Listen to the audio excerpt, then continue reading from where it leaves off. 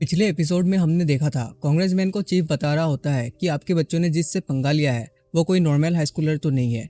तभी वहाँ पे यूजिन की एंट्री होती है। दूसरी साइड में चीफ को पता लग जाता है कि यूजिन वहाँ पे पहुँच चुका है और वो कहता है इतना जल्दी वो वहाँ पे पहुँच भी गया, ये बंदा आखिर है कौन। और हंसते हुए मन में सोचता है कि मैं एक हाई स्कूलर से पिट गया, मुझे तो ऐसा लगता है कि अब मुझे इस काम को छोड़ देना चाहिए। दूसरी ओर यूजिन को देख के हिजिन काफ़ी घबरा जाती है और हिजिन की मॉम चिल्लाते हुए कहती है तो तुम ही हो जिसने मेरे बच्चों को पीटा है। लेकिन कांग्रेसमैन उनको कहते हैं शांत रहो, आराम से भी बात किया जा सकता है। और यूजिन से पूछता है तुम यहाँ कैसे आ गए, बाहर तो मेरे गार्ड खड़े थे ना। यूजिन कहता है बाहर जो खड़े थे वो लोग तो बहुत कमज़ोर थे और तुम कह रहे हो कि वो तुम्हारे गार्ड थे।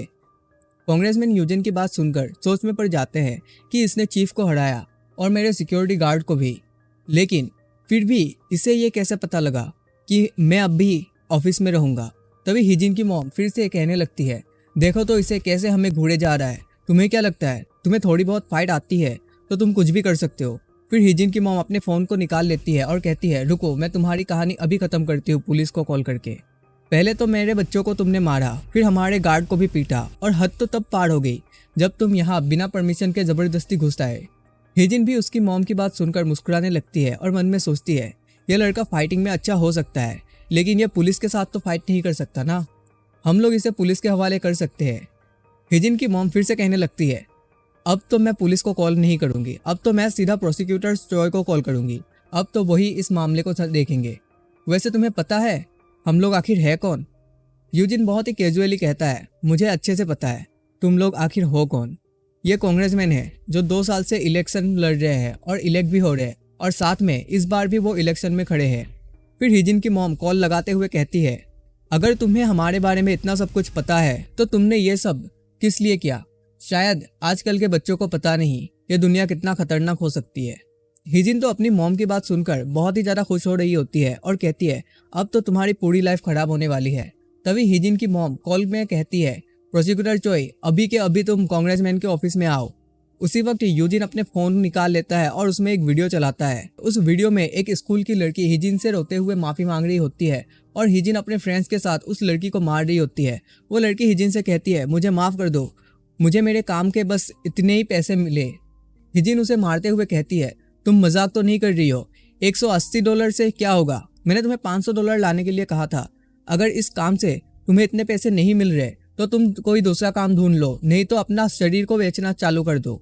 यूजिन उन सबको ये वीडियो दिखाता है तो सब लोग बहुत ही ज़्यादा हैरान हो जाते हैं। प्रोसिक्यूटर चॉय भी हिजिन की मॉम को कहते हैं मैम मुझे क्या अभी आना है, तो हिजिन की मॉम उन्हें मना कर देती है और कहती है बाद में कॉल करती हूँ। हिजिन ये वीडियो को देखकर सोचती है ये इसे कहाँ से मिला। तब हमें यूजिन का एक फ्लैशबैक दिखाया जाता है जहाँ यूजिन ऑफिस में आने से पहले हिजिन के घर गया हुआ था। तब उसे हिजिन के पीसी से ये सारे वीडियो मिले और वो अपने फ़ोन में कॉपी कर लिया था। हिजिन बहुत ज़्यादा घबरा जाती है और अपने डैड से कहती है डैड मैंने तो उनसे बस मजाक किया था। लेकिन हिजिन के डैड उसे चुप रहने के लिए कहते हैं, जिसे सुनकर वो काफ़ी डर जाती है। यूजिन फिर कहता है मेरे पास हिजिन के साथ साथ किसू के अगेंस्ट में भी बहुत सारे एविडेंस मिले हैं। ये दोनों को दूसरों को मारते हुए वीडियो लेने का काफ़ी शौक है। और तो मेरे पास उस कड़ोके का भी फुटेज है जहाँ हिजिन और उसके दोस्तों ने मिलकर डायोन को पीटा था। तभी हिजिन की मॉम गुस्से के साथ चिल्लाते हुए कहती है तो तुम हमें धमकी देने की कोशिश कर रहे हो, तुम्हें लगता भी है ऐसे धमकियां हमारे सामने काम भी करेगी। यूजिन उनसे कहता है शुरुआत से ही मेरी कोई गलती नहीं है और तो धमकी मैंने दी भी नहीं, तुम लोग ही हो जिन्होंने मुझे मारने के लिए गुंडे हायर किए थे। वैसे मैंने वो भी रिकॉर्ड किया है और वो गुंडे खुद से ही कबूल कर रहे हैं कि तुम लोगों ने हायर किया है। हिजिन की मॉम ये बात सुन के गुस्से से लाल हो जाती है, लेकिन कांग्रेसमैन उसे कहता है तो तुम ये कहना चाहते हो तुमने ये सब इसलिए किया क्योंकि मेरे दोनों बच्चों ने तुम्हारी बहन को गैंग बनाकर बुली किया।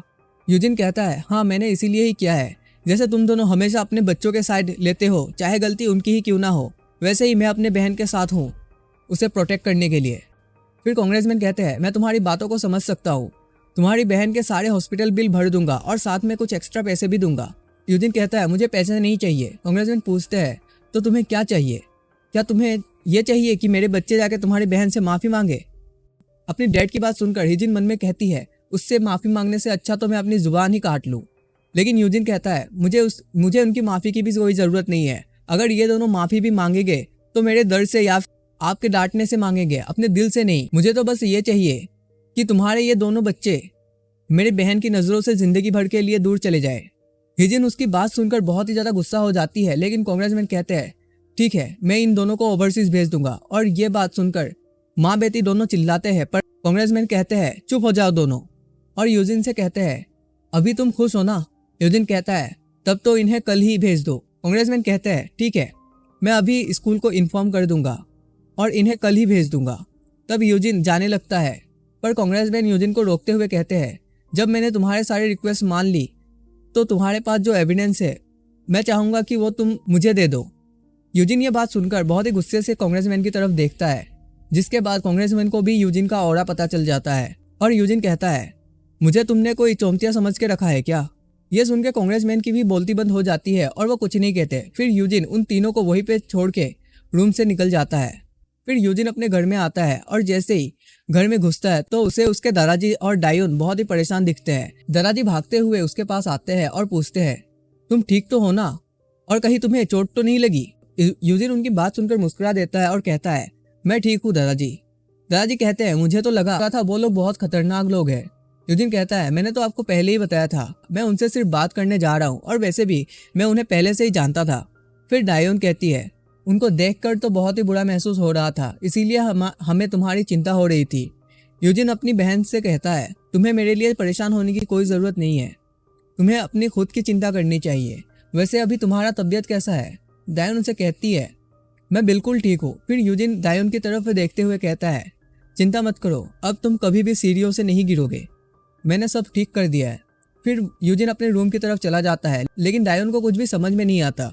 फिर हमें नेक्स्ट दिन का सीन दिखाया जाता है, जहाँ डायोन कह रही होती है तुम्हें मुझे क्लासरूम तक छोड़ने की जरूरत नहीं है, मैं ठीक हूँ अभी, और तुम भी अपने क्लास में जाओ।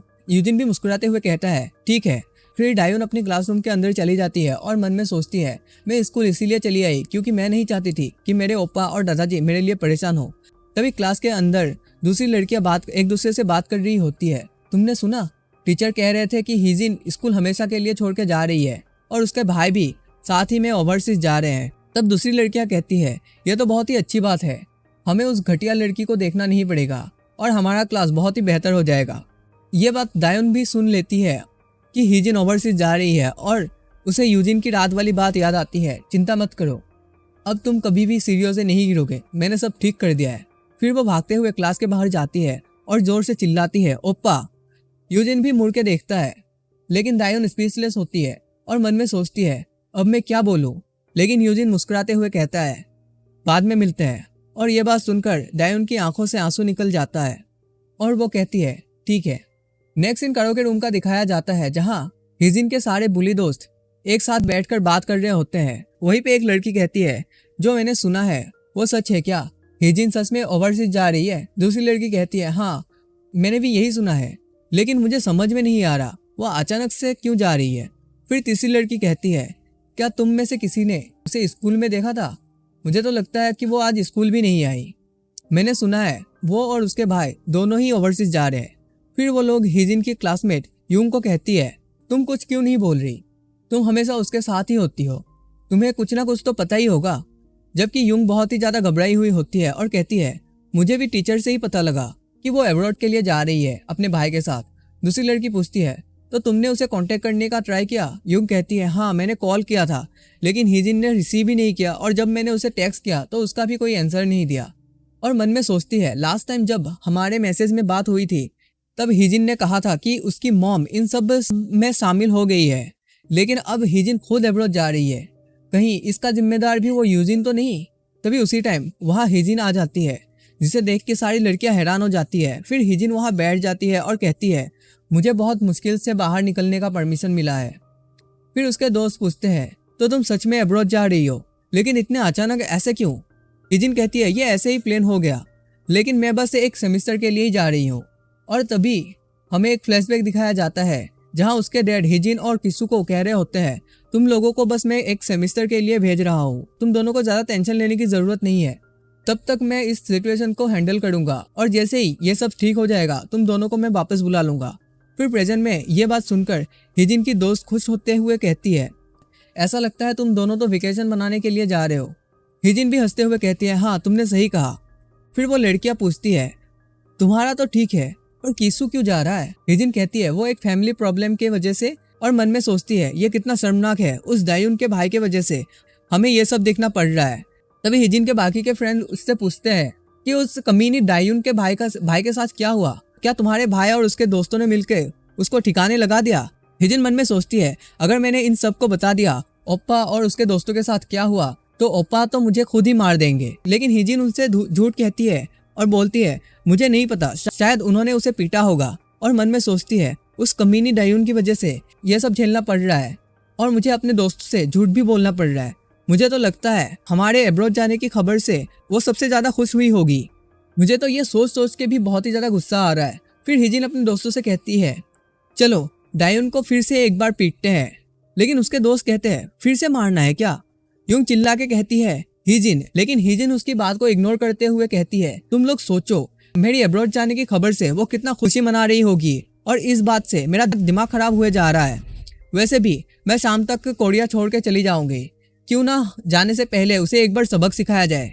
सब हिजिन की बात सुनकर हैरान होते हैं और यूंग हिजिन को फिर से आवाज लगाती है जैसे वो कुछ कहना चाह रही हो, लेकिन हिजिन उसकी बात को इग्नोर किए जा रही थी और कहती है उस कमीनी के दादाजी एक पेट्रोलमैन है, अपने मॉम से कहकर मैं उन्हें भी जॉब से निकलवा दूंगी, तब उसे पता लगेगा उस जैसी हरामजादी की कोई कीमत नहीं है हमारे सामने। तभी उन्हें पीछे से आवाज आता है ऐसा लगता है मैंने यहाँ आकर सही डिसीजन लिया।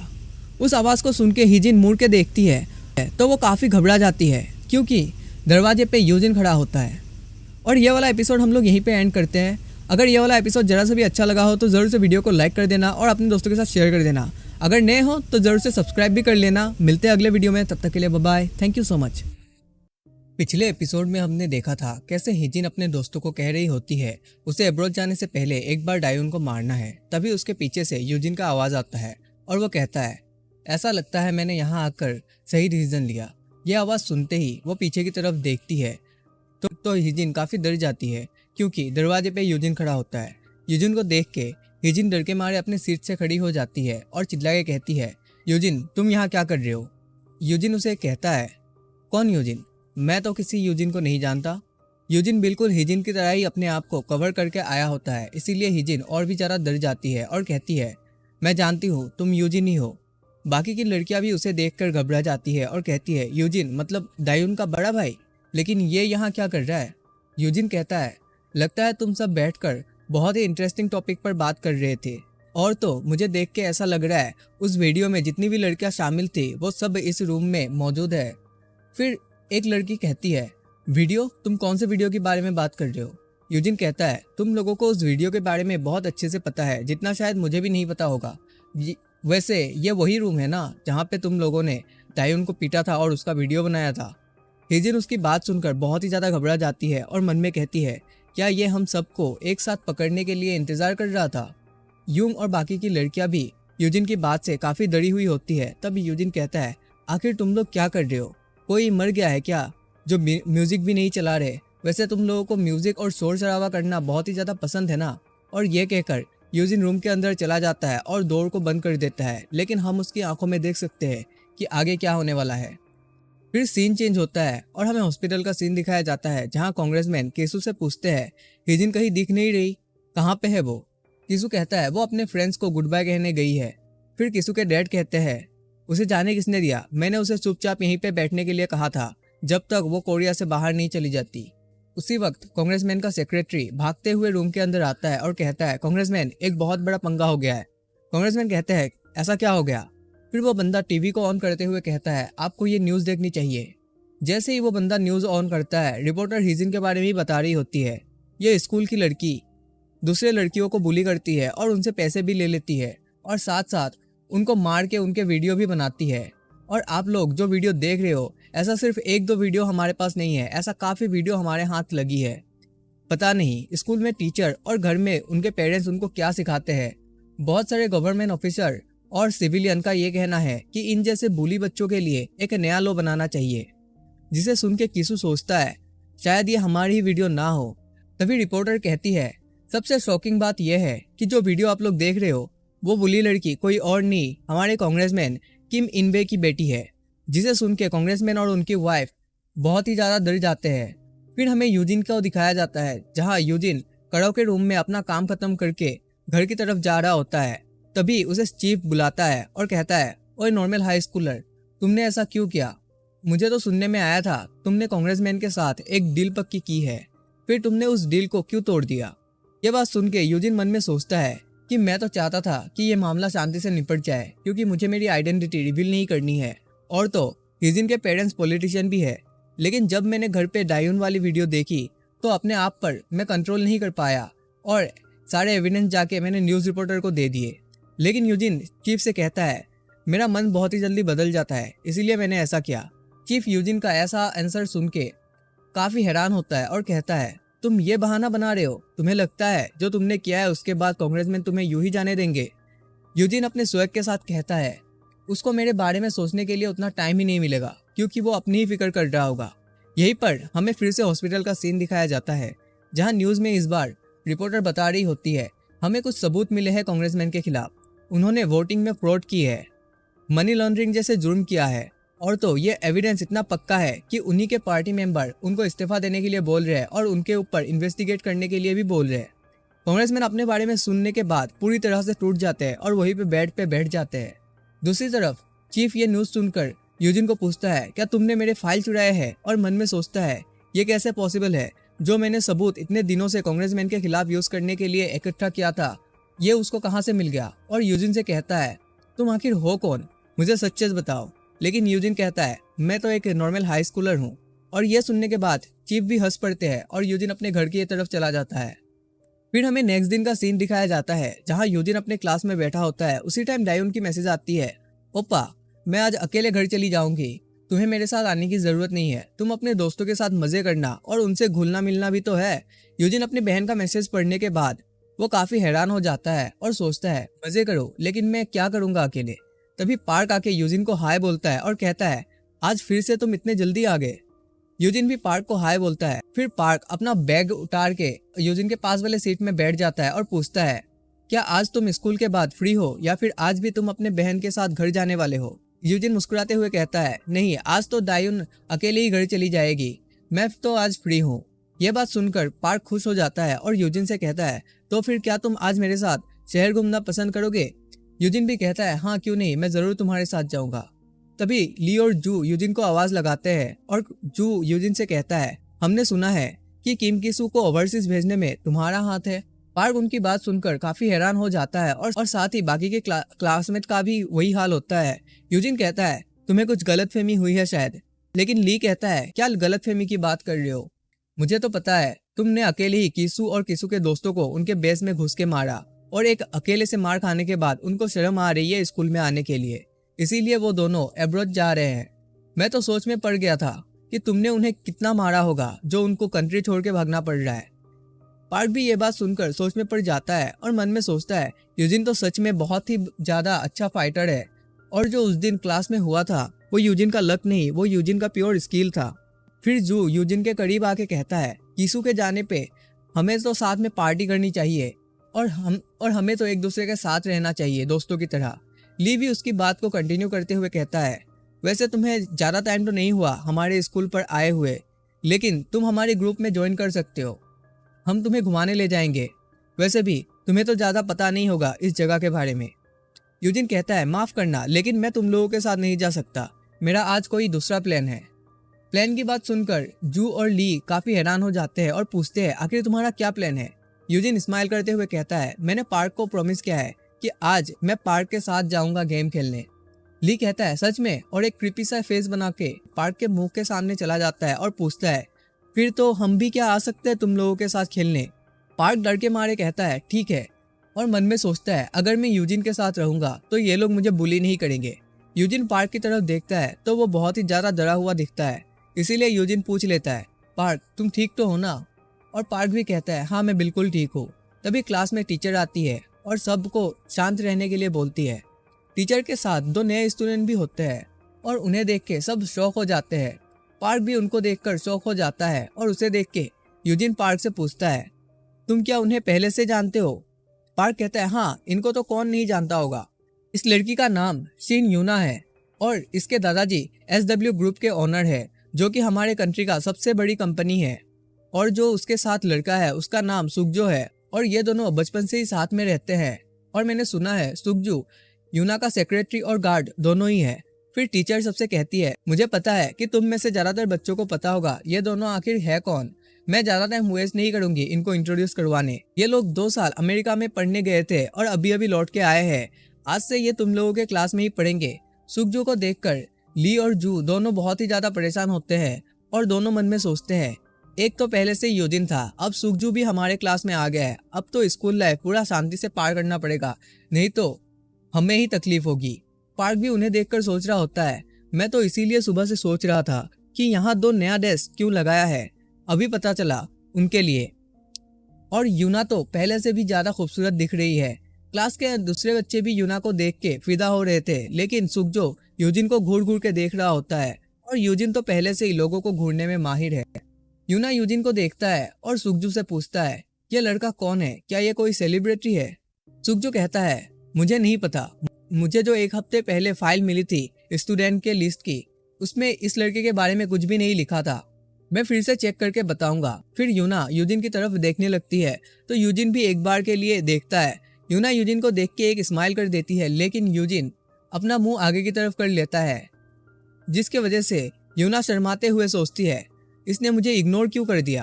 फिर पार्क यूजिन से कहता है, तुम छुट्टी के बाद कहाँ जाना चाहोगे? यूजिन कहता है, मुझे नहीं पता, तुम ही बताओ, तुम जहाँ कहोगे मैं वही चलूंगा। पार्क तब मुस्कुराते हुए कहता है, हम पीसी कैफे चलते हैं, वहाँ बहुत मजा आएगा। यूजिन को पीसी कैफे का नाम सुनते ही एक फ्लैशबैक याद आता है, जहाँ लेफ्टिनेंट यूजिन को बता रहे होते हैं कि आजकल के हाई स्कूलर पीसी कैफे जाते हैं।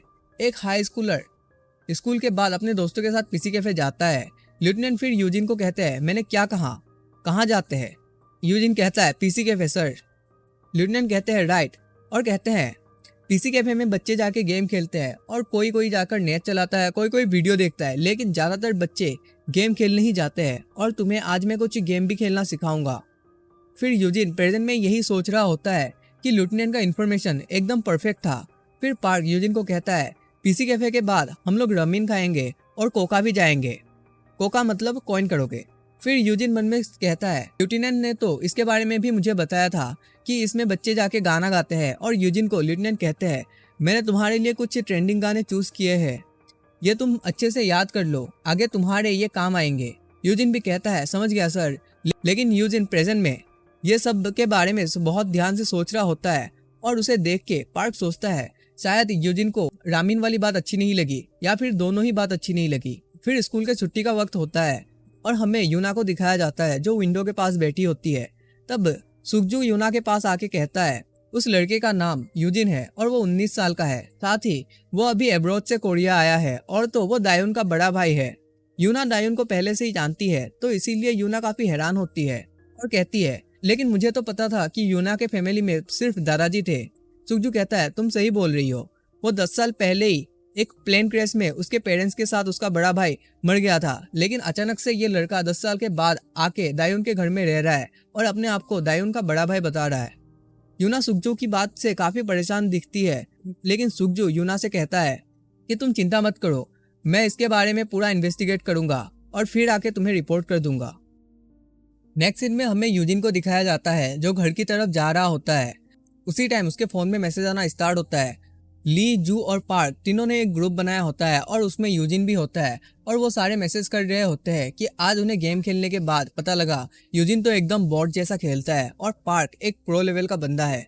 फिर हमें पीसी कैफे का सीन दिखाया जाता है, जहाँ वो सारे बैठ के गेम खेल रहे होते हैं। तब जू कहता है, पार्क तो बहुत ही खतरनाक प्लेयर है, वो अकेले ही हम दोनों को पीट रहा है और तो यूजिन को भी साथ में कैरी कर रहा है। ली पार्क से पूछता है, सच बताओ तुम्हारा दूसरा अकाउंट है ना ये? पार्क कहता है, हाँ ये मेरा मेन अकाउंट नहीं है, मेरा मेन अकाउंट अलग है। ली पूछता है, तो फिर तुम्हारे मेन अकाउंट का रैंक क्या है, डायमंड या फिर मास्टर? फिर पार्क कहता है, मेरा मेन अकाउंट का रैंक है चैंपियन। जिसे सुन के ली और जू दोनों काफी हैरान हो जाते हैं। यूजिन अपने मैसेज को पढ़ते हुए आगे की तरफ जा रहा होता है, तब उसे दायुन की आवाज आती है, ओप्पा तुम क्या अभी अभी घर लौटे हो? यूजिन उसे कहता है, हाँ मैं अभी आ रहा हूँ, पर तुम यहाँ क्या लेने आई? तब दायुन बताती है, हमारे प्लास्टिक बैग खत्म हो गए थे, इसीलिए मैं लेने आ गई और साथ में मैंने कुछ स्नैक भी खरीदा है। यूजिन उसे कहता है, ये बैग मुझे दे दो, मैं लेकर चलता हूँ। दायून कहती है उसकी कोई ज़रूरत नहीं है, ये बहुत ही हल्का है, मैं कैरी कर सकती हूँ। दायून फिर यूजिन से पूछती है तो तुम क्या अभी तक अपने दोस्तों के साथ थे? यूजिन कहता है हाँ, मैं अपने दोस्तों के साथ गया हुआ था। दायून मन में सोचती है ओप्पा ने इतने जल्दी दोस्त बना लिए। मैं तो सोच रही थी कि हिजिन के भाई के साथ जो इंसिडेंट हुआ उसके बाद बाकी बच्चों से दोस्ती करने में थोड़ा टाइम लगेगा। और यूजिन से पूछती है कि आखिर तुम लोग कहाँ गए थे? यूजिन कहता है हम लोग पीसी कैफे गए थे गेम खेलने के लिए। दायून यूजिन की बात सुनकर शौक होती है और मन में सोचती है क्या बाहर के बच्चे भी पीसी कैफे जाते हैं गेम खेलने? तभी यूजिन दायून से पूछता है क्या तुम ठीक हो, मतलब स्कूल में अभी तुम्हें कोई परेशान तो नहीं करता ना? दायून इस बात को सुनकर थोड़ा शांत हो जाती है और फिर मुस्कुराते हुए कहती है अभी तुम्हें चिंता करने की कोई ज़रूरत नहीं है, मैं बिल्कुल ठीक हूँ और मुझे ऐसा महसूस किए हुए काफ़ी टाइम हो गया है। यूजिन कहता है ये बात सुन के मुझे काफ़ी राहत मिली। फिर दायून पूछती है क्या तुमने खाना खा लिया? यूजिन कहता है हाँ, मैंने अपने दोस्तों के साथ खाना खा लिया। क्या तुमने खाया? फिर दायून कहती है मैंने अभी तक खाना नहीं खाया क्योंकि मैं दादाजी का आने का इंतजार कर रही हूँ और हम साथ में बैठ के खाएंगे। यूजिन कहता है तो क्या मैं भी तुम्हारे साथ बैठ के खा सकता हूँ? दायून यूजिन की बात सुनकर हैरान हो जाती है और पूछती है तुमने तो अभी कहा था ना कि तुम अपने दोस्तों के साथ खाना खा के आए हो। यूजिन कहता है हाँ, मैंने खाना तो खाया लेकिन मैंने बहुत ही कम खाया था, इसीलिए मुझे अभी फिर से भूख लगी है। फिर नेक्स्ट सीन में वो दोनों घर में चले जाते हैं और अपने दादाजी के साथ बैठ के खाना खा रहे होते हैं। तब दादाजी हंसते हुए कहते हैं दिन ब दिन दायून के कुकिंग स्किल बहुत ही बेहतर होते जा रहे हैं। दायून कहती है मैंने तो बस अंडा फ्राई किया है और जो सूप है वो गर्म करके दिया है। लेकिन दादाजी कहते हैं फिर भी ये सूप तो तुमने ही बनाया है ना? और यूजिन से पूछते हैं क्या मैं सही नहीं बोल रहा यूजिन? यूजिन भी कहता है हाँ, आप सही बोल रहे हो, खाना बहुत ही स्वादिष्ट है। और फिर वो दोनों हंसने लगते हैं। और फिर यूजिन को अपने पुराने दिन की याद आती है जहां वो बैटलफील्ड में सिर्फ चॉकलेट खा के सरवाइव करता था क्योंकि वहां खाना बनाने के लिए किसी के पास टाइम नहीं होता था। फिर सीन प्रेजेंट में आता है जहां यूजिन का पेट खाने से फुल हो जाता है और वो अपने रूम में आके जोर से सांस लेता है। तभी उसे लेफ्टिनेंट का कॉल आता है जिसे पिक करते हुए यूजिन कहता है जी लेफ्टिनेंट। तब लेफ्टिनेंट कहते हैं तुम मुझे लेफ्टिनेंट मत बुलाया करो यार, तुम मुझे यूंग बुलाया करो, यूंग मतलब बिग ब्रदर। फिर लेफ्टिनेंट यूजिन से पूछते हैं कि तुम वहाँ ठीक तो हो ना, वहाँ कुछ तुम्हें प्रॉब्लम तो नहीं आ रही ना? इस बात पे यूजिन कुछ नहीं कहता और चुपचाप रहता है, जिसके कारण लेफ्टिनेंट काफी डर जाते हैं और पूछते हैं कहीं तुमने किसी को मार तो नहीं दिया? ये बात लेफ्टिनेंट के साथी सोल्जर भी सुन लेते हैं और वो लोग भी काफी परेशान होकर पूछते हैं क्या सही में उसने किसी को मार दिया? अगर ऐसा किया है तो वो बहुत ही ज्यादा मुश्किल में पड़ सकता है। यूजिन उनकी बात सुनकर कहता है ऐसा मैंने कुछ भी नहीं किया, हाँ कुछ प्रॉब्लम हुआ था स्कूल में लेकिन मैंने किसी को मारे बिना ही सॉल्व कर लिया। ये बात सुनकर लेफ्टिनेंट को रिलीफ मिलती है और वो कहते हैं अगर तुम्हें किसी चीज की जरूरत पड़ती है तो तुम मुझे बता सकते हो। यूजिन कहता है उसकी कोई जरूरत नहीं है, अभी सब ठीक चल रहा है। फिर सीन चेंज होके नेक्स्ट डे का सीन दिखाया जाता है जहाँ ली, पार्क और जू तीनों एक दूसरे से बात कर रहे होते हैं। जू कहता है यूजिन भले ही फाइटिंग में अच्छा हो लेकिन उसका गेम बहुत ही गंदा है। ली कहता है अगर तुम यूजिन के फाइटिंग के बारे में बोल रहे हो तो तुम लोगों को क्या लगता है अगर सुकजो और यूजिन के बीच में फाइट हुआ तो कौन जीतेगा? जू कहता है तुम कुछ भी कह लो, अपना यूजिन जितना भी अच्छा क्यों ना हो फाइटिंग में, उस कमीने को बचपन से ही ट्रेनिंग मिल रही है। अगर वो लोग फाइट भी करेंगे तो ऐसा लगेगा कि एक प्रोफेशनल एक नौ सीखिए के साथ फाइट कर रहा है। ली कहता है हाँ तुम सही कह रहे हो, उस सुकजू का तो लीग ही अलग है। फिर पार्क उनसे कहता है मैंने सुना है सुकजू ने एक बार 20 लोगों को अकेले मारा था। जू बड़े ही क्रिपी सा फेस बनाते हुए पार्क को कहता है 20 नहीं 30 जन को मारा था। यह बात सुन के पार्क भी घबरा जाता है और कहता है 30 जन को अकेले ने मारा? फिर ली कहता है पहले तो 10 जन यूना और सुकजू को जाके परेशान कर रहे थे, जब उन 10 जन को सुकजू ने मारा तब कहीं और से 20 जन आ गए लेकिन उन्हें भी सुकजू ने बड़े आराम से मार के सुला दिया। ये कहानी सुन के पार्क भी काफी सरप्राइज हो जाता है और पूछता है तब तो यूना के किडनैपर को भी सुकजू ने ही पकड़ा होगा और उन्होंने तो कहा था कि वो किडनैपर एक रिटायर्ड आर्मी ऑफिसर थे। जू कहता है ये बात तो सच भी हो सकती है, इसीलिए तो मैं कह रहा हूँ अपना यूजिन उस सुकजू के सामने एक नौसिखिया है। तभी हमें दूसरी साइड यूजिन को दिखाया जाता है जो अपनी क्लास की तरफ आ रहा होता है और वही रास्ते में सुकजू खड़ा होता है। सुकजू यूजिन से कहता है आखिर तुम हो कौन? यूजिन कहता है मैं कुछ समझा नहीं, आखिर तुम कहना क्या चाहते हो? फिर सुकजू कहता है मासूम बनने की कोशिश मत करो, तुम मुझे ये बताओ तुम अपनी फेक आइडेंटिटी लेके यहाँ क्यों आए हो? और मैंने ये भी सुना है कि तुम ही हो जिसने कीसू और उसकी बहन को स्कूल से निकलवाया है। यूजिन कहता है, कीसू के साथ मेरा थोड़ा बहुत पंगा चल रहा था, लेकिन उसके स्कूल छोड़ के जाने के पीछे मेरा कोई हाथ नहीं है। फिर सुगजू कहता है, ठीक है मैं मानता हूँ, लेकिन मुझे ये बताओ, तुम जिस स्कूल के स्टूडेंट बता के यहाँ पे ट्रांसफर लिए हो, उस स्कूल में तो तुम्हारे नाम का कोई स्टूडेंट ही नहीं था कभी भी। और ये एपिसोड हम लोग यहीं पे एंड करते हैं। आगे क्या होगा तुम लोग गेस कर सकते हो तो कमेंट में बताना। बाकी अगर वीडियो में कुछ भी अच्छा लगा हो तो जरूर से वीडियो को लाइक करके अपने दोस्तों के साथ शेयर कर देना, और नए हो तो जरूर से सब्सक्राइब कर लेना। मिलते हैं अगले वीडियो में, तब तक के लिए bye bye, thank you so much. Episode की शुरुआत में हमें यूना और डायोन को दिखाते हैं। डायोन यूना से मिलकर काफ़ी खुश होती है और यूना से कहती है, मुझे नहीं लगता था कि तुम वापस भी आओगे। यूना उसे कहती है, मैं कल ही आई हूँ और तो मैं तुम्हारे ओपा के क्लास में ही हूँ। डायोन उसकी बात सुनकर हैरान हो जाती है। यूना उसे कहती है, लेकिन मुझे तो लगा था कि तुम्हारा कोई ओपा नहीं है। डायोन कहती है, हाँ मैंने भी ऐसा ही सोचा था कि मेरा भाई मेरे पेरेंट्स के साथ ही मर गया है, लेकिन मैं गलत साबित हुई। फिर डायोन हल्का सा मुस्कुराते हुए कहती है, 6 महीने पहले ही हमें पता चला कि वो जिंदा है। और हमें एक फ्लैशबैक दिखाते हैं जहाँ दादाजी फ़ोन पकड़ के रो रहे होते हैं। तभी डायोन उनसे पूछती है, दादाजी क्या हुआ आपको, आप रो क्यों रहे हो? तब दादाजी रोते हुए डायोन को कहते हैं, तुम्हारे ओपा यूजिन अभी जिंदा है। जिसे सुन के डायोन भी हैरान हो जाती है। फिर सीन प्रेजेंट में आता है जहाँ यूना डायोन को कहती है, तो अगर वो जिंदा था तो उसने तुम लोगों से पहले क्यों कांटेक्ट नहीं किया? डायोन बताती है, जिन्होंने कॉल करके ओपा के बारे में हमें बताया था उनका कहना है कि ओपा के एक्सीडेंट के बाद उसके याददाश्त चले गए थे, लेकिन अभी हाल ही में उसे थोड़ी बहुत बात याद आई, जिसके वजह से हम आपको अभी खबर कर रहे हैं। डायोन की बात सुनकर यूना काफ़ी हैरान होती है और कहती है, तो तुम कह रहे हो कि उसका मेमोरी लॉस हुआ था, लेकिन अब धीरे धीरे उसे याददाश्त वापस आ रहा है? डायोन कहती है, हाँ ऐसा ही है, और तो ओपा को मेरे और दादाजी के बारे में भी थोड़ा बहुत ही याद है। फिर यूना एक स्माइल करते हुए कहती है, तब तो तुम्हारे दादाजी बहुत ही खुश हुए होंगे अपने पोते की खबर सुन के। डायोन कहती है, दादाजी को जब ओपा के बारे में पता चला तब तो वो बहुत रोए थे, लेकिन वो खुश भी थे। फिर वो अपने काम से कुछ दिनों के लिए छुट्टी भी ले लिए थे और कुकिंग क्लास ज्वाइन कर लिया था।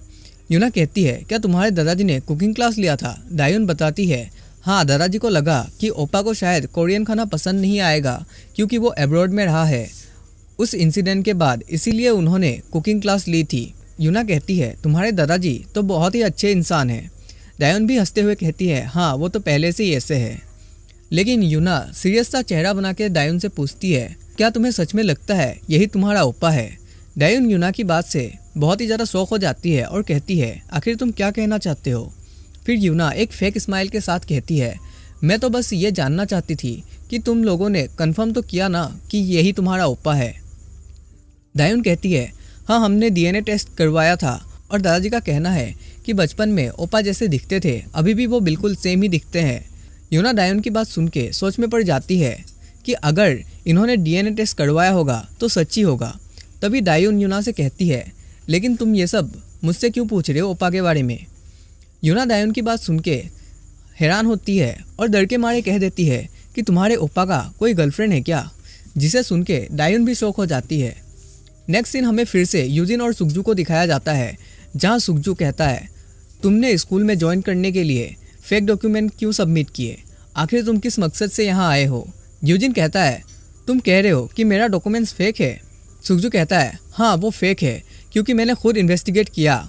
जहाँ तुम पढ़ने और रहने का दावा करते हो वहाँ आज तक तुम्हारे जैसा कोई भी बंदा नहीं रहा है।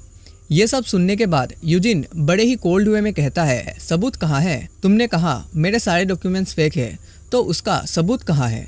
सुगजू यूजिन की बात से हैरान हो जाता है और मन में सोचता है, आखिर ये कैसा बंदा है? मैंने इसके ऊपर जब इन्वेस्टिगेट किया तब मुझे बस यही पता लगा कि इसका डॉक्यूमेंट्स फेक है, पर मेरे पास कोई फिजिकल एविडेंस तो नहीं है और मैं पूरा श्योर हूँ कि जिस जगह से ये रहने का दावा करता है वहाँ ये कभी गया भी नहीं होगा। फिर भी इसकी आंखों में मुझे डर क्यों नहीं दिख रहा जब मैं उसे सच बता रहा हूँ, और तो ये मुझसे ही उल्टा सबूत मांग रहा है। तब यूजिन सुगजू से पूछता है, आखिर तुम मेरे ऊपर इन्वेस्टिगेट क्यों कर रहे हो? सुगजू बताता है, मुझे तुम्हारे ऊपर शक है कि तुम यहाँ किसी दूसरे मकसद के लिए आए हो। यूजिन कहता है, मैं घर में अपने दादाजी और बहन के साथ खुशी से रहने आया हूँ। सुखजू पूछता है, क्या कह रहे हो तुम? यूजिन कहता है, तुमने मेरा मकसद पूछा था ना, इसीलिए मैंने तुम्हें बताया कि मैं उन दोनों के साथ खुशी से रहने आया हूँ। और यूजिन अपने क्लास की तरफ चला जाता है। तब सुखजू उसे देखते हुए मन में कहता है, अगर तुम्हें सबूत चाहिए ना तो रुक जाओ, 2 दिन मैं सबूत दिखा दूंगा। फिर हमें क्लासरूम का सीन दिखाया जाता है जहाँ टीचर पढ़ा रहे होते हैं और बाकी के स्टूडेंट कुछ ना कुछ काम कर रहे होते हैं। तब यूजिन यूना और सुखजू की डेस्क की तरफ देखते हुए सोचता है, ये लोग कल ही ट्रांसफ़र होके आए हैं, लेकिन इन्होंने एक दिन में मेरे बारे में इतना इन्वेस्टिगेट करके पता लगा लिया। तभी ली और जू पार्क और यूजिन से आके कहते हैं, चलो पार्क, आज हम फिर से रैंक अप करने चलते हैं। जू पूछता है, यूजिन तुम भी आ रहे हो ना? लेकिन यूजिन एक स्माइल करते हुए कहता है, नहीं, आज मैं नहीं आ पाऊँगा क्योंकि आज मेरे दादाजी का बर्थडे है। जिसे सुन के जू कहता है, फिर कोई बात नहीं, हम तीनों चले जाते हैं, तुम कल हमें ज्वाइन कर लेना। क्या कहते हो पार्क? पार्क भी मुस्कुराते हुए कहता है, ठीक है, अब सब एक दूसरे से मिलजुल के रह रहे हैं, तुम लोग भी ऐसे ही रहा करो अपने स्कूल और कॉलेज में। फिर सीन चेंज होता है जहाँ सुखजू यूना से बोल रहा होता है, मेरे हाथों फिजिकल एविडेंस तो नहीं है, पर मैं श्योर हूँ उसका हर एक डॉक्यूमेंट्स फेक है और मुझे तो लगता है डीएनए का रिपोर्ट भी नकली है। और जब मैं दायुन के ऊपर इन्वेस्टिगेट कर रहा था तब मुझे पता लगा किसू और उसकी बहन हिजिन दायुन को बहुत ही बुली किया करते थे। यूना पूछती है, बुली मतलब कितना ज़्यादा बुली करते थे?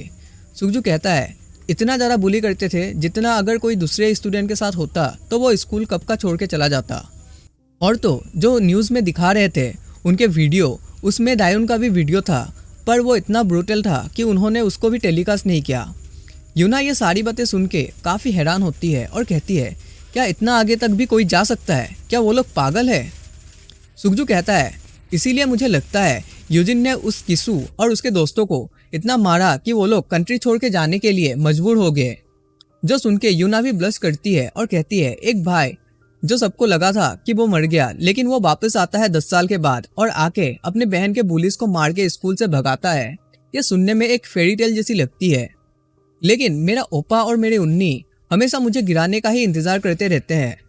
यूना उसे कहती है, जितना तुमने मुझे यूजिन के बारे में बताया है, ऐसा लगता है हमें यूजिन के बारे में बहुत सारी बातें नहीं पता। अगर वो सच में मेरे पीछे ही स्कूल आया होता तो मुझे नहीं लगता कि वो अब तक चुप बैठता। सुखजू कहता है, हाँ मुझे भी ऐसा ही लगता है। फिर यूना कहती है, तो फिर क्या वो दायुन के पीछे आया है? और उनके प्लेन क्रैश के बाद जो इंश्योरेंस का पैसा मिलने वाला था, क्या उसका क्या हुआ? सुखजू कहता है, दायुन के दादाजी के पास इंश्योरेंस के पैसे हैं, लेकिन उन्होंने उनमें से एक भी रुपए खर्च नहीं किए। और तो जब यूजिन वापस आया तो उसके हिस्से का पैसा भी दादाजी ने बैंक को लौटा दिया, लेकिन अब भी उनके पास बहुत सारे पैसे हैं, इसीलिए हम इस पॉइंट को इग्नोर तो नहीं कर सकते क्योंकि उसके गोल पैसे भी हो सकते हैं। ये बात सुन के यूना काफी चिंता में पड़ जाती है और कहती है, तब तो दायुन बहुत ही खतरे में है क्योंकि वो भी दायुन के साथ एक ही घर में रहता है। फिर हमें यूजिन और दायुन को दिखाया जाता है जहाँ वो दोनों स्टोर से कुछ सामान खरीद रहे होते हैं। तभी दायुन कहती है, ओपा, मैं तुमसे ये बात करना तो नहीं चाहती, पर मैं सोच रही थी कि तुमने प्लेन क्रैश के बाद आखिर क्या किया था। यूजिन दायुन की बात सुनकर शांत हो जाता है, जिसे देख के दायुन घबरा जाती है और कहती है, अगर तुम्हें जवाब नहीं देना है तो मत दो। यूजिन कहता है, कोई बात नहीं है, मैं तुम्हें बताता हूँ। प्लेन क्रैश के बाद मुझे बहुत ही बुरी चोट लगी थी, जिसकी वजह से मेरी याददाश्त चली गई और ऊपर से मेरा लैंग्वेज भी अलग था, तो मुझे किसी की बात भी समझ नहीं आती थी। तो ऐसा समझ सकती हो कि मैं पिछले 10 साल से बहुत ही बिजी था। दायुन यूजिन की बात सुन के पहले शौक होती है, फिर हंसते हुए कहती है कि इतना बिजी कि एक गर्लफ्रेंड भी नहीं बनाया। यूजिन कहता है, हाँ ऐसा ही कुछ। फिर दायुन कहती है, मैंने सुना कि यूना भी तुम्हारे क्लास में है। यूजिन पूछता है, क्या तुम शिन यूना के बारे में बात कर रहे हो? दायुन कहती है, हाँ मैं उन्हीं की बात कर रही हूँ, और मैं तो सरप्राइज हो गई थी जब मुझे पता लगा कि वो तुम्हारे क्लासमेट है। यूजिन पूछता है, क्या तुम उसे पहले से ही जानते हो? दायुन बताती है, हाँ वो बहुत ही अच्छी है, और वो जब अमेरिका के लिए गई थी तब मैं बहुत ही ज्यादा उदास हो गई, लेकिन अब मैं बहुत ही खुश हूँ उन्हें वापस देख के। वैसे यूना ने मुझे पूछा था कि तुम्हारा कोई गर्लफ्रेंड है क्या, जिसे सुन के यूजिन भी हैरान हो जाता है। फिर हमें थोड़ी देर बाद का सीन दिखाया जाता है जहाँ दादाजी को गिफ्ट देते हुए दायुन बोलती है, जल्दी से आप गिफ्ट को खोलिए ना। दादाजी बहुत ही सरप्राइज होते हैं और कहते हैं, इसकी क्या जरूरत थी, वैसे ही तुम्हारे पास उतना पॉकेट मनी नहीं है और तुम मेरे लिए खर्चा करके आ गई। दायून मुस्कुराते हुए कहती है, मेरे पास सेविंग्स है, आपको उतना चिंता करने की जरूरत नहीं है, और वैसे भी ये गिफ्ट उतना महंगा भी नहीं है, तो इसको आप हमेशा यूज कर सकते हो। फिर दादाजी दायून के गिफ्ट को देख के थैंक्स कहते हैं और बोलते हैं, वैसे मुझे भगवान ने पहले ही बहुत ही बड़ा गिफ्ट दे दिया। यूजिन अपना घर सही सलामत लौट आया है, इससे बड़ा गिफ्ट मेरे लिए और क्या ही हो सकता है। तभी दायून का फोन रिंग करने लगता है, जिसे सुन के वो कॉल पिक करने जाती है। तभी दूसरी साइड यूना दायून को बुलाती है पास वाले स्टोर पे कुछ बात करने के लिए। दायून भी कहती है, मैं आ रही हूँ। दादाजी दायून से पूछते हैं, तुम इतनी रात को कहाँ जा रही हो? दायून बताती है कि मैं पास वाले स्टोर पे जा रही हूँ, यूना मिलने आई है और उसे मुझसे कुछ बात करनी है। लेकिन इस बात से यूजिन थोड़ा सा भी खुश नहीं दिखता। और आज वाला एपिसोड हम लोग यहीं पे एंड करते हैं। अगर ये वाला एपिसोड थोड़ा सा भी अच्छा लगा हो तो जरूर से वीडियो को लाइक कर देना, और चैनल में नए हो तो जरूर से सब्सक्राइब कर लेना। हम लोग 500 सब्सक्राइबर के बहुत ही ज्यादा क्लोज है। मिलते हैं अगले वीडियो में, तब तक के लिए bye bye, thank you so much. कल हमने देखा था दायून यूना को मिलने घर से बाहर चली जाती है और यूजिन अपने घर पे ही होता है। फिर यूजिन अपने पीसी के सामने जाके बैठ जाता है और SW ग्रुप के ऊपर रिसर्च करने लगता है और मन में सोचता है कि ये SW ग्रुप वाले मेरे ऊपर क्यों इन्वेस्टिगेट कर रहे हैं। उसी टाइम बाहर से दादाजी यूजिन को बुलाते हैं और कहते हैं, मैं थोड़ा बाहर होके आ रहा हूँ। यूजिन कहता है, क्या आप दायून को लेने जा रहे हो? दादाजी कहते हैं, हाँ मैं दायून को लेने जा रहा हूँ, और साथ में मुझे थोड़ा वॉक भी करना चाहिए, अपनी सेहत के लिए अच्छा है। फिर यूजिन मुस्कुराते हुए कहता है, आपको जाने की ज़रूरत नहीं है दादाजी, मैं चला जाता हूँ, और वैसे भी आपको सुबह जल्दी उठ के काम पे जाना है, तो आप अभी जाके रेस्ट कर लीजिए, और मुझे स्टोर से कुछ खरीदना भी है। दादाजी कहते हैं, ठीक है चले जाओ और अपना ध्यान रखना। यूजिन कहता है, ठीक है मैं अपना ध्यान रखूंगा, और बाहर चला जाता है। नेक्स्ट सीन में हमें दायून और यूना को दिखाते हैं, जहाँ यूना दायून को बता रही होती है अमेरिका में स्टडी के साथ साथ बहुत कुछ सिखाते हैं। दायून कहती है, तब तो तुम्हें बहुत ही मज़ा आया होगा। यूना कहती है, नहीं नहीं, इनके कारण तो और भी ज़्यादा प्रेशर बढ़ जाता है। वैसे दायून, तुमने कभी सोचा है अब्रॉड जाके पढ़ने के बारे में? क्योंकि बहुत सारे हाई स्कूल स्टूडेंट वहाँ जाके पढ़ना चाहते हैं। दायून यूना की बात सुन के हैरान होती है और कहती है, मैंने कभी इसके बारे में नहीं सोचा। यूना पूछती है, ऐसा क्यों? तुमने क्यों नहीं सोचा? बाहर जाके अगर पढ़ोगे तो तुम्हें ज़्यादा अपॉर्चुनिटी मिलेगी। दायून कहती है, बाहर जाने में एक तो बहुत ही ज़्यादा पैसा लगेगा, और तो मुझे घर से भी दूर रहना पड़ेगा, जिसके वजह से दादाजी अकेले पड़ जाएंगे, और मैं नहीं चाहती दादाजी को अकेले रहना पड़े, क्योंकि हाल ही में उनकी तबीयत और भी ज़्यादा ख़राब हो गई है। यूना दायून की बात सुनकर हैरान होती है और मन में कहती है, ये तो बिल्कुल भी नहीं बदली, बचपन में जैसी थी अब भी वैसे ही है, एकदम मासूम। फिर दायून मुस्कुराते हुए कहती है, अब मेरी चिंता थोड़ी कम हो गई है जब से ओप्पा घर वापस आए हैं। जबकि यूना दायून को मुस्कुराते हुए देख के सोच रही होती है, क्या मैं इसको सच बता दूं? और फिर हमें एक फ्लैशबैक दिखाया जाता है, जहां सुकजू यूना को बता रहा होता है, लास्ट में मेरे पास कोई फिजिकल एविडेंस तो नहीं था, लेकिन यूजिन ने जिस स्कूल में पढ़ने का दावा किया है, मैंने वहाँ के ऑफिशियल्स से सारे इंटेल निकालवा लिया है, और वहाँ यूजिन नाम का कोई भी स्टूडेंट नहीं रहा है। और तो मैंने फ़ोटो भी भेजा था, कहीं वो अलग नाम से तो वहाँ नहीं पढ़ रहा था, लेकिन उनका कहना है कि इस लड़के को उन्होंने कभी देखा ही नहीं है। अब तो मेरे पास सारे सबूत है, उसके सारे डॉक्यूमेंट्स फेक है, लेकिन मैं अभी भी उसके ऊपर इन्वेस्टिगेट कर रहा हूँ। जिसे सुन के यूना अपनी सीट से खड़ी हो जाती है और कहती है, चलो हमें जाके दायून को ये बातें बतानी पड़ेगी। सुकजू कहता है, मैंने ये सारी इन्वेस्टिगेशन तुम्हारे प्रोटेक्शन के लिए किया है, ना कि दायून के लिए। यूना गुस्से से कहती है, जो लड़का 10 साल पहले मर गया है, उसका फेक आइडेंटिटी लेके कोई दूसरा दायून के घर में रह रहा है, और तुम चाहते हो कि मैं चुपचाप बैठी रहूं? ऐसा नहीं हो सकता, मुझे एटलीस्ट दायून को सच्चाई तो बतानी पड़ेगी। लेकिन प्रेजेंट में यूना दायून को देखते हुए सोचती है, मैं तो तुम्हें यहाँ यूजिन की सच्चाई बताने आई हूँ, लेकिन तुम यूजिन की बात करते वक्त ऐसा चेहरा क्यों बना रही हो? तभी दायून कहती है, मुझे बहुत ही अच्छा लगा तुमसे बात करके, क्योंकि मैंने काफ़ी दिनों से किसी से भी इतने खुल के बात नहीं की। दायून की बात सुन के यूना हैरान होती है और मन में कहती है, दायून को इसीलिए अच्छा लग रहा है क्योंकि काफ़ी दिनों से ये बुली हो रही है। उसी टाइम यूजिन दायून को लेने के लिए आ रहा होता है, लेकिन सुकजू उसे रोक लेता है और यूजिन साइड से निकलने की कोशिश करता है, लेकिन सुकजू फिर से यूजिन के सामने खड़ा हो जाता है और कहता है, तुम क्यों ना थोड़ी देर यहाँ इंतज़ार करो, वो लोग कुछ बात कर रहे हैं। सुकजू यूजिन की ओर देखते हुए सोच रहा होता है कि यह शायद इसीलिए आया है कि कहीं यूना दायून को सच्चाई ना बता दे, जिसके वजह से मैं इसे प्रोवोक नहीं कर सकता, लेकिन मैं यूं ही ये तमाशा भी तो नहीं देख सकता, वरना दायून भी यूना की तरह खतरे में पड़ सकती है। सुकजू यूजिन से कहता है, थोड़ी देर और इंतजार कर लो जब तक वो बात कर रहे हैं। सुखजू मन में कहता है एक बार मेरा इन्वेस्टिगेशन खत्म हो जाए फिर मैं इसे सबक सिखाऊंगा। यूजिन भी वही सुखजू की बात सुनकर रुक जाता है। तभी एक गाड़ी बहुत ही स्पीड के साथ आती है और दोनों को उड़ाते हुए चली जाती है, जिसके वजह से उन दोनों को काफ़ी चोट भी लगती है। यूजिन अपने आप को संभालते हुए उठता है तो उसे दिखता है उस गाड़ी से कुछ बंदे निकलते हैं और यूना और डायुन को किडनैप करके उस गाड़ी में बिठा लेते हैं। यूजिन को ये सब देखकर बहुत ही ज़्यादा गुस्सा आता है और वो गाड़ी के पीछे दौड़ने लगता है, लेकिन गाड़ी बड़े ही तेज़ी से आगे निकल जाती है। यूजिन के साथ साथ सुखजू भी भागता है, लेकिन दोनों ही गाड़ी को पकड़ नहीं पाते और वहीं पे रुक जाते हैं। फिर यूजिन को लगता है कि ये काम सुखजू का है और सुखजू को लगता है ये काम यूजिन ने करवाया है, जिसके कारण वो दोनों एक दूसरे के कॉलर पकड़ लेते हैं। और यूजिन बहुत ही गुस्से से पूछता है वो लोग कौन थे। सुखजू शौक होकर कहता है क्या, मैंने सोचा वो तुम्हारे लोग थे, और तो मैं भी यही क्वेश्चन पूछने वाला था। यूजिन भी उसकी बात सुन के समझ जाता है कि ये काम उसने नहीं किया और वो दोनों एक दूसरे का कॉलर छोड़ देते हैं। सुखजू अपना फ़ोन निकालता है और किसी को कॉल करते हुए कहता है मैं सुखजू बोल रहा हूँ, यूना को किसी ने किडनैप कर लिया है, जल्दी से पुलिस को इन्फॉर्म करो और अपने बंदों को भेजो यूना को ढूंढने के लिए, और सर्विलेंस कैमरा को भी चेक करवाओ। उस गाड़ी के नंबर प्लेट तो मुझे नहीं दिखे, लेकिन वो गाड़ी ब्लैक कलर की मिनी वैन है। सुखजू फोन में ही होता है, लेकिन यूजिन आगे की तरफ जाने लगता है। तभी सुखजू यूजिन को रोकते हुए कहता है सच बताओ, इस किडनैपिंग में तुम्हारा कोई हाथ तो नहीं है। यूजिन कहता है मेरे पास बकवास करने के लिए थोड़ा सा भी टाइम नहीं है। सुखजू कहता है SW एजेंट्स पहले से ही निकल पड़े हैं उनको ढूंढने, और तुम्हें मेरे साथ ही रुकना पड़ेगा यहाँ जब तक हमें पता नहीं लगता आखिर तुम हो कौन। यूजिन बड़े ही गुस्से से घूरते हुए कहता है तुम और तुम्हारी टीम यूना को ढूंढो, मैं अपनी बहन को ढूंढने जा रहा हूँ, अगर तुम मुझे फॉलो करना चाहते हो तो कर सकते हो। सुखजू यूजिन की बात सुनकर सोचता है इसे देख के तो नहीं लग रहा कि इसने ये किडनैपिंग करवाई है। तभी यूजिन सुखजू से पूछता है क्या तुम अपने साथ गाड़ी लेके आए हो। फिर सीन चेंज हो जाता है और हमें यूना कजिन बहन को दिखाया जाता है। वो ऑफिस में कुछ काम कर रही होती है, तभी उसके सेक्रेटरी आके कहता है मैम यूना को किसी ने फिर से किडनैप कर लिया, जिसे सुन के यूना की बहन हैरान हो जाती है।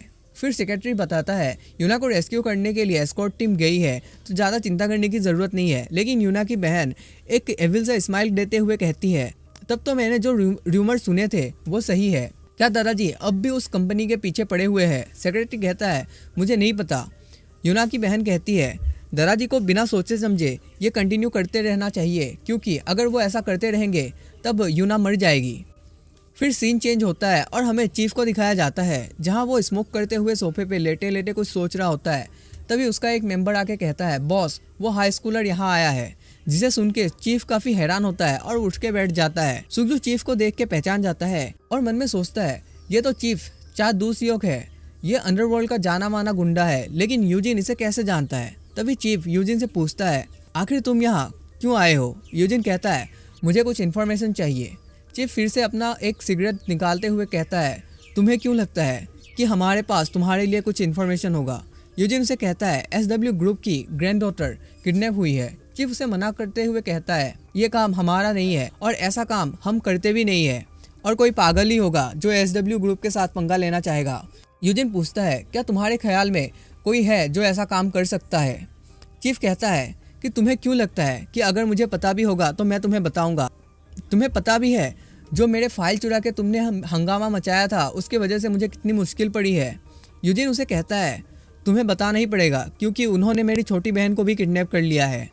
जिसे सुन के चीफ शांत हो जाता है और एक लंबी सांस लेते हुए कहता है मैं पागल हो गया हूँ शायद, जो ये मैं तुम्हें बता रहा हूँ। मैंने कुछ रिपोर्ट सुने हैं कि कुछ लोग जिन्हें कोरियन अच्छे से नहीं आती वो यहाँ पे आके मेरे लोगों से एक वेयरहाउस मांग रहे थे, और उन्होंने बहुत सारी गाड़ियों की भी बात की थी, और तो उन्हें कुछ मेरे लोग भी चाहिए थे। वो लोग बहुत सारे पैसे ऑफर कर रहे थे, लेकिन मैंने मना कर दिया क्योंकि हम लोग ऐसा काम नहीं करते। चीफ उसे कहता है मैंने अपने लोगों से सुना है कि वो दूसरे ग्रुप वाले उनके ऑफर को एक्सेप्ट कर लिया है और वो सारे तुम्हें इंचियोन में मिलेंगे, लेकिन मुझे स्पेसिफिक जगह के बारे में नहीं पता कि वो कहाँ पे है। यूजिन चीफ की बात सुन के कहता है तुम्हारा शुक्रिया, और वो जाने लगता है। तभी चीफ यूजिन को अपना फ़ोन देते हुए कहता है ये मेरा फ़ोन है, इसमें तुम अपना नंबर सेव कर दो। यूजिन उसकी बात सुनकर बहुत ही ज़्यादा हैरान हो जाता है, जिसे देख के चीफ गुस्से के साथ कहता है तुम इतना हैरान क्यों हो रहे हो, मैंने तुम्हारा नंबर इसलिए मांगा है अगर मुझे उनके लोकेशन के बारे में पता लगा तो मैं तुम्हें बता पाऊँ। यूजिन अपना नंबर उस मोबाइल पे सेव कर देता है और कहता है बाहर जो बाइक खड़ी है क्या वो तुम्हारी है।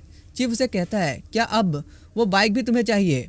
फिर वो बाहर आ जाते हैं। यूजिन चीफ का बाइक ले लेता है और सुखजू से कहता है कि मैं बाइक से उन्हें ढूंढने जा रहा हूँ, तुम्हें जो करना है तुम कर सकते हो। सुखजू कहता है तुम पागल तो नहीं हो गए, ये इन्फॉर्मेशन कंफर्म भी नहीं है, लेकिन तुम फिर भी इनके ऊपर भरोसा करके जा रहे हो।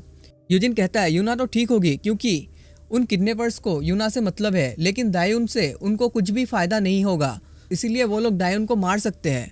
सुखजू यूजिन की बात सुन के खामोश रहता है और मन में सोचता है पता नहीं ये बंदा आखिर है कौन। किडनैपिंग के बाद इसने क्विक रिस्पॉन्स किया और ये आकर यहाँ इंटेल गैदर भी कर लिया, अब तो उस जगह पे भी वो जा रहा है। फिर सुखजू यूजिन से कहता है हमें यहाँ से जितना भी इन्फॉर्मेशन मिला मैंने सारे अपने एजेंट्स को बता दिए हैं और मैं गाड़ी में तुम्हारे पीछे पीछे आऊँगा। यूजिन कहता है जो मन करे वो करो, और ये कहकर वो बड़े ही तेजी से यूजिन वहाँ से निकल जाता है। फिर हमें दायून को दिखाया जाता है जिसे अभी अभी होश आती है और वो सामने की तरफ उठ के बैठती है, तो यूना उसे कहती है शुक्र है तुम्हें भी होश आ गया। दायून उसे कहती है आखिर हम कहाँ आ गए, तो यूना उसे कहती है मुझे माफ़ करना, मेरी वजह से तुम भी यहाँ फंस गई। फिर दायून को याद आता है कि उन दोनों को कन्वीनियंट स्टोर से कुछ गुंडों ने किडनैप कर लिया था, और वो घबराते हुए कहती है ये मत कहना कि हम दोनों किडनैप हो चुके हैं। यूना कहती है हाँ हम लोग किडनैप हो चुके हैं, मैं तो ये नहीं सोचा था कि मुझे यहाँ आते ही ये सब देखना पड़ेगा, और वैसे भी मुझे यहाँ आए हुए 2 दिन ही हुए थे, इसीलिए मैं तुमसे मिलने नहीं आ रही थी। जिसे सुन के दायून भी हैरान होती है। तभी वहाँ पे किसी की आवाज़ आती है और वो आदमी कहता है देख के तो ऐसा लग रहा है तुम जाग चुकी हो। यूना उस किडनैपर से पूछती है तुमने किस लिए हमें किडनैप किया है। वो किडनैपर कहता है तुम्हें जानने की कोई ज़रूरत नहीं है, तुम बस यहाँ बिना आवाज़ किए बैठते रहना जब तक ये काम ख़त्म नहीं होता। यूना उसकी बात सुनकर सोचती है क्या ये मेरे दादाजी को ब्लैकमेल करके उनसे कुछ हासिल करना चाहता है। फिर वहाँ पे खड़े एक दूसरे किडनैपर कहता है कि इस लड़की का क्या करना है, हमने इसे इसीलिए उठाया क्योंकि उस जगह पे ये भी यूना के साथ बैठी थी। तब किडनैपर का बॉस कहता है कि मार डालो इसे, इसका कोई काम नहीं है। ये बात सुन के दायून घबरा जाती है और यूना चिल्ला पड़ती है नहीं तुम लोग ऐसा कुछ नहीं कर सकते हो। बॉस किडनैपर कहता है तो तुम क्या कर लोगी अगर हमने उसे मारा तो। यूना बड़े ही सीरियस वे में कहती है कि अगर तुम लोगों ने दायून को छुआ भी तो मैं अपनी ज़बान काट लूँगा, जिससे मेरी ब्लड लॉस होगी और मैं मर जाऊँगी और तुम्हें कुछ भी नहीं मिलेगा। किडनैपर का बॉस कहता है कि तो तुम मुझे हंसाने की कोशिश कर रहे हो, ठीक है अपना ज़बान काट के दिखाओ। मैं अच्छे से जानता हूँ तुम्हारी जैसी अमीर घर की लड़कियाँ किसी के लिए कुछ भी नहीं कर सकती। लेकिन यूना अपनी ज़बान को थोड़ा काट लेती है और उसके वजह से उसके मुंह से खून निकलने लगता है, जिसे देख के बाकी के किडनैपर घबरा जाते हैं। और बॉस कहता है ठीक है मैं भी देखता हूँ यह नाटक की वजह से तुम इसे कब तक जिंदा रख पाती हो। दूसरे किडनैपर बॉस से पूछते हैं कि अब हम इस लड़की का क्या करें। तो बॉस कहता है इसे ऐसे ही रहने दो, जैसे ही हमारा काम खत्म होगा इसे मार देना, और जब ऐसा करना इनके मुंह से कुछ भी आवाज़ नहीं निकलनी चाहिए क्योंकि मुझे चिल्लाने की आवाज़ पसंद नहीं। फिर सीन चेंज होता है और हमें यूजिन और सुखजू को दिखाया जाता है जहां वो दोनों डेस्टिनेशन पे पहुंच चुके थे। सुखजू पूछता है क्या ये सही जगह है। यूजिन कहता है चीफ ने तो यही बताया है। सुखजू कहता है तो चीफ ने तुम्हें सही इन्फॉर्मेशन दिया था और मेरे एजेंट का भी यही कहना है कि उन्होंने उस मिनी वैन को कैमरा में यहीं पे आते हुए देखा था। फिर यूजिन आगे की तरफ चलने लगता है तो सुखजू उसे रोकते हुए कहता है रुको तुम ऐसे अकेले नहीं जा सकते, हमें बैकअप का इंतज़ार करना चाहिए, मेरे एजेंट्स आते ही होंगे। यूजिन कहता है मैंने तुम्हें पहले ही बताया कि दायून के पास ज़्यादा टाइम नहीं है तो मैं किसी का भी इंतज़ार नहीं कर सकता। और यूजिन आगे बढ़ता है और एक एक करके पहरेदारों को चोक स्लैम से साइलेंटली सुलाता रहता है। सुखजू भी यूजिन का हेल्प करता है और मन में सोचता है ये कोई नॉर्मल हाई स्कूलर तो नहीं लग रहा, ये तो मुझसे भी ज़्यादा प्रोफेशनल है। और यूजिन से पूछता है यूजिन आखिर तुम हो कौन। यूजिन सुखजू की तरफ देखते हुए कहता है आखिर तुम क्या कहना चाहते हो, मैं तुम्हारा क्लासमेट हूँ यूजिन।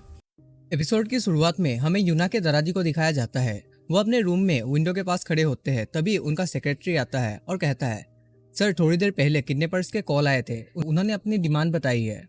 दादाजी कहते हैं उन्हें क्या चाहिए। सेक्रेटरी कहता है उनका कहना है कि जो आपने अभी अभी बिजनेस कॉन्ट्रैक्ट साइन किए हैं उनको कैंसिल कर दे, और उन्होंने ये भी कहा है कि अगर आपने 1 घंटे के अंदर कुछ भी जवाब नहीं दिया तो वो लोग यूना को मार देंगे।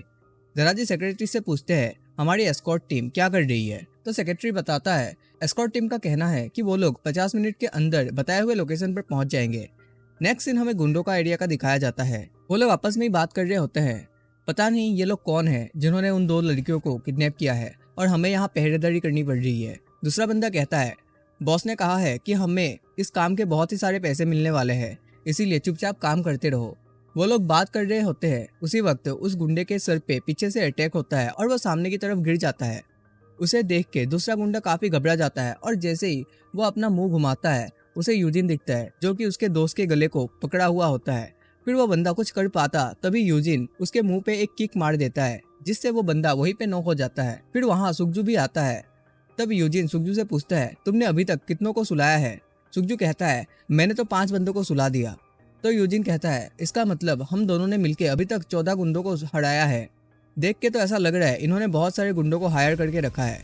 यूजिन की बात सुन के सुगजू हैरान होता है और मन में सोचता है, यह तो बहुत ही स्पीड से बंदों को मारते जा रहा है। जब तक मैंने 5 को मारा, इसने अकेले ही 9 बंदों को मार दिया। तभी यूजिन सुगजू की तरफ देखते हुए पूछता है, सुगजू मैं चाहता हूँ तुम मुझे सच बताओ, इस किडनैपिंग के पीछे आखिर किसका हाथ है?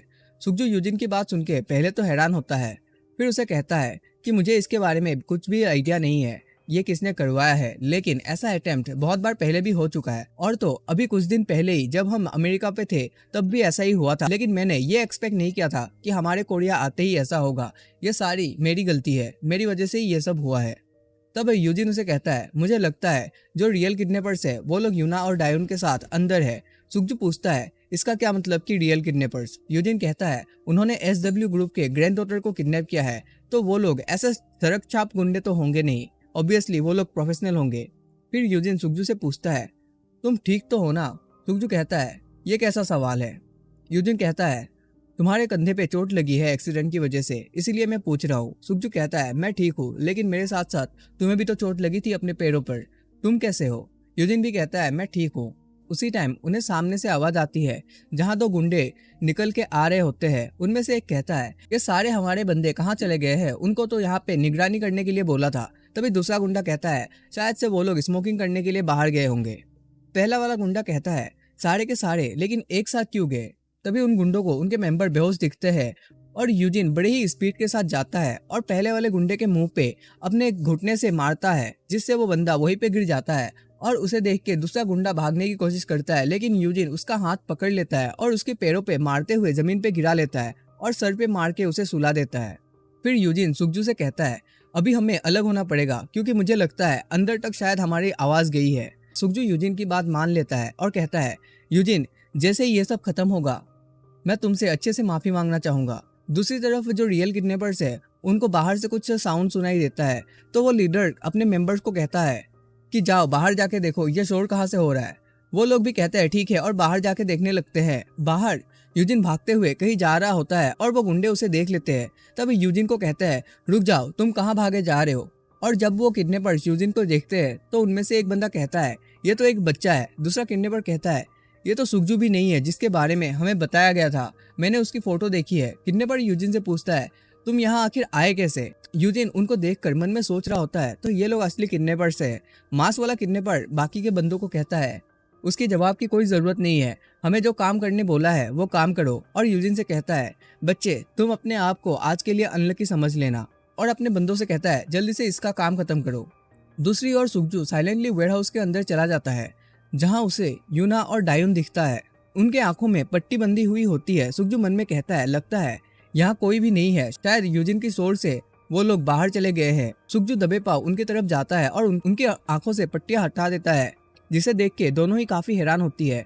और यूना सुगजू से पूछती है, क्या हमारे एजेंट्स यहाँ पे आ चुके हैं? सुगजू बताता है कि नहीं, वो लोग अभी तक यहाँ पे नहीं पहुंचे, उनको आने में थोड़ा टाइम लगेगा। यूना कहती है, तो तुम यहाँ कैसे पहुंच गए? तुम्हें कैसे पता चला कि हम यहाँ पे होंगे? सुगजू के कुछ कहने से पहले ही किडनैपर का बॉस आ जाता है और वो कहता है, तुम्हारा कहना है कि तुम्हारे एस्कॉर्ट टीम को यहाँ आने में थोड़े टाइम है। वैसे मैंने तुम्हारे बारे में काफी सुना है, तुम सुगजू हो ना? बहुत सारी किडनैपिंग तुम्हारी वजह से फेल हो जाती है, क्योंकि हमेशा तुम यूना के साथ चिपके रहते हो। लेकिन कोई बात नहीं, तुम यहाँ कैसे आए मुझे उससे कोई फर्क नहीं पड़ता, लेकिन तुमने यहाँ आके गलती कर दी, क्योंकि तुम आज यहाँ मरने वाले हो। फिर एक किडनैपर जल्दी से आगे बढ़ता है और सुगजू पर अटैक करता है। सुगजू उसे काउंटर पंच मारता है, लेकिन वो बंदा सुगजू के पंच को डॉज कर लेता है। सुगजू दूसरे हाथ से पंच मारने का ट्राई करता है, लेकिन उस अटैक को भी वो बंदा ब्लॉक कर लेता है। सुगजू फाइट करते हुए सोचता है, यूजिन ने जो कहा था रियल गुंडे अंदर वेयरहाउस में मिलेंगे, उसने सही कहा था, क्योंकि इनका तो अलग ही लेवल है बाहर वाले गुंडों से। सुगजू एक ब्लफ दिखाता है जैसे वो उसके मुंह पे अटैक करने वाला हो, और उसे देख के वो गुंडा अपने मुंह को बचाने के लिए दोनों हाथ आगे की तरफ कर देता है, लेकिन सुगजू नीचे की तरफ झुकते हुए उसके पेट पे एक जबरदस्त पंच मार देता है जिससे उस बंदे का गार्ड डाउन हो जाता है। फिर सुगजू उसके फेस पे एक किक मारता है और एक पंच भी मार देता है। वो बंदा भी फिर से अपना पंच बना के आगे आता है, लेकिन सुगजू बड़े ही तेजी के साथ उसके हाथ पकड़ लेता है और पीछे जाके अपने घुटनों से उसके पीठ पे मार देता है, जिससे वो बंदा जमीन पे गिर जाता है। सुगजू को देखकर किडनैपर का बॉस कहता है, मैंने सुना था कि तुम्हें बचपन से ही बॉडीगार्ड बनने की ट्रेनिंग दी जा रही है, इसीलिए तुम इतना अच्छा हो फाइटिंग में, लेकिन यहाँ कोई फ्रेंडली बैटल तो नहीं हो रहा। सुगजू उसकी बात से हैरान होता है। तभी जमीन पे गिरा हुआ बंदा उठता है और अपना नाइफ निकाल लेता है और बहुत ही तेजी से सुगजू के ऊपर 3-4 कट लगा देता है, जिससे सुगजू की बॉडी से ब्लड निकलना चालू हो जाता है। सुगजू ये देखकर काफी हैरान होता है। तभी किडनैपर का बॉस कहता है, तुम इतना सरप्राइज क्यों हो रहे हो? तुम्हें क्या लगता है कि हम यहाँ कुछ फ्रेंडली फाइट करने आए हैं? इसीलिए तुम जैसों को निपटाना हमारे लिए बहुत ही ज्यादा आसान है, क्योंकि तुम लोगों को कभी भी वेपन चलाना नहीं सिखाते। फिर बॉस अपने साथी को कहता है कि जल्दी से उसका काम खत्म करो, हमें यहाँ से निकलना पड़ेगा एस्कॉर्ट टीम के आने से पहले।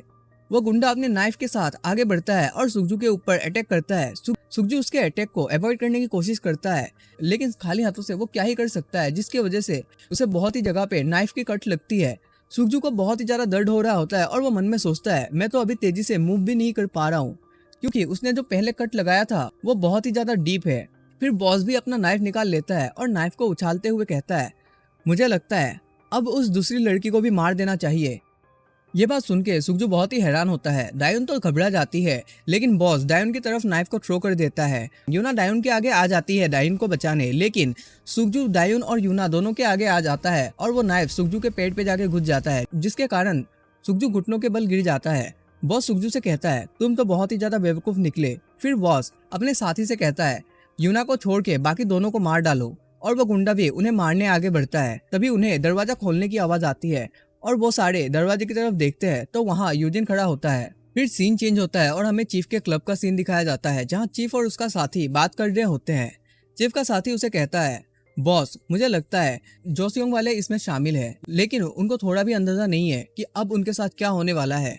चीफ कहता है, ऐसा तो उनके साथ एक ना एक दिन होना ही था, क्योंकि वो लोग कुछ इंक्वायरी किए बिना ही जॉब को एक्सेप्ट कर लेते हैं। चीफ का साथी कहता है, बॉस वैसे आपने उस हाई स्कूलर की मदद क्यों की? बॉस हैरान होते हुए पूछता है, क्यों, क्या हुआ? बॉस का साथी बोलता है, आपने इतने दिनों से जितना भी सबूत जमा किया था कांग्रेसमैन के खिलाफ यूज करने के लिए, उसे उस हाई स्कूलर ने चोरी कर लिया और उसे लीक भी कर दिया, जिसके वजह से आप मुश्किल में पड़ गए, और उसके बाद भी आपने उसकी हेल्प की। चीफ कहता है, तो तुम ही बताओ मैं उसके साथ क्या करता? तुम्हें पता है उस हाई स्कूलर ने हमें पीटा था और हम उससे बदला भी नहीं ले सकते, क्योंकि गलती हमारी थी, हमने ही उसको मारने के लिए घर से उठाया था। लेकिन मैं उसके डर से ये काम नहीं कर रहा हूँ, बल्कि इसीलिए कर रहा हूँ क्योंकि उसकी बहन किडनैप हुई है। नेक्स्ट सीन हमें फिर से उसी वेयरहाउस का सीन दिखाया जाता है, जहाँ यूजिन दरवाजा खोलता है और उसे देख के सारे हैरान होते हैं। किडनैपर का बॉस कहता है, अब ये कमीना कौन है? यूना मन में सोचती है, यहाँ यूजिन क्या करने आया है, लेकिन दायोन उसे देख के बोल पड़ती है, ओप्पा तुम क्यों आए हो? जिसे सुन के बॉस हंसना शुरू कर देता है और कहता है, अच्छा तो तुम इस लड़की का भाई हो, तुम्हें लगता है तुम उसे यहाँ से रेस्क्यू कर पाओगे? मुझे तो यकीन भी नहीं हो रहा है तुम कितना बेवकूफ हो जो अपने बहन के साथ मरने के लिए यहाँ तक चले आए। यूजिन बॉस की बात को इग्नोर करते हुए दायोन से पूछता है, दायोन कहीं तुम्हें चोट तो नहीं लगी? लेकिन दायोन रोते हुए चिल्ला के यूजिन को कहती है, ओप्पा तुम यहाँ से भाग जाओ, यहाँ बहुत ही ज्यादा खतरा है। जबकि यूना उन दोनों को देख के अफसोस कर रही होती है और मन में कहती है, मेरी वजह से इन दो मासूम लोगों को ये सब झेलना पड़ रहा है। फिर यूना किडनैपर बॉस से कहता है, तुम इन दोनों को जाने दो, तुम्हारे साथ मैं चुपचाप चलने के लिए रेडी हूँ, तुम जहाँ चलने कहोगे मैं वहाँ पे जाने के लिए तैयार हूँ, बस इन्हें कुछ मत करना। बॉस यूना की तरफ घूरते हुए कहता है, तुम्हें क्यों लगता है कि अब मैं तुम्हारी बात मानूंगा? जिसे सुन के यूना भी गुस्सा हो जाती है, लेकिन वो कुछ बोल नहीं पाती।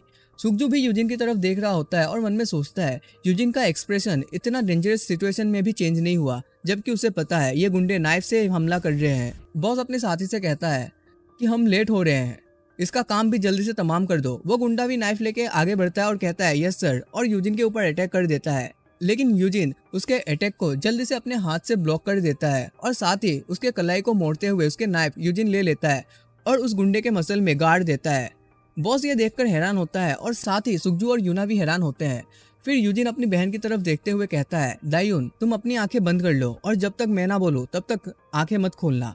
दायुन भी यूजिन की बात सुन के अपनी आंखें बंद कर लेती है। फिर यूजिन उस नाइफ को उस गुंडे के मसल से निकालते हुए उसके हाथ और पैर पे 2-3 कट लगा देता है, जिससे वो बंदा चिल्लाते हुए जमीन पे गिर जाता है। यूजिन को देख के यूना काफी हैरान होती है और सोचती है इसने ये कैसे किया।